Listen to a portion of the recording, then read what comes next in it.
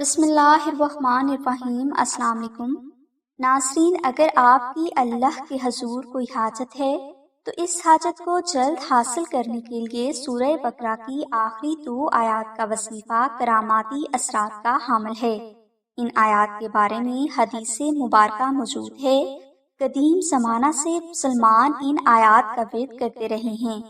ہم نے کبھی نہیں سنا کہ کسی نے سورہ بقرہ کی آخری 2 آیات کا وظیفہ کیا ہو اور وہ محروم رہا ہو۔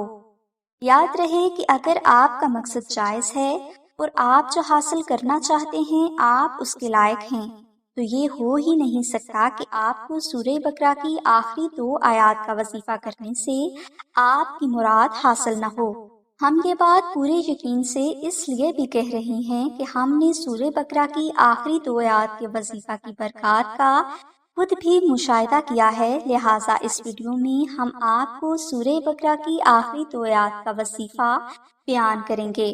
اگر کوئی بھائی یا بہن اللہ کی بارگاہ سے اپنی حاجت جلد از جلد حاصل کرنا چاہتے ہیں تو اس کے لیے وہ جمعرات کے دن فجر کی نماز کے بعد اول و آخر 10 مرتبہ درود پاک ریڈ کریں اور درمیان میں آپ 7 مرتبہ الحمد شریف اور 7 مرتبہ سورہ بقرہ کی آخری 2 آیات کو تلاوت کریں۔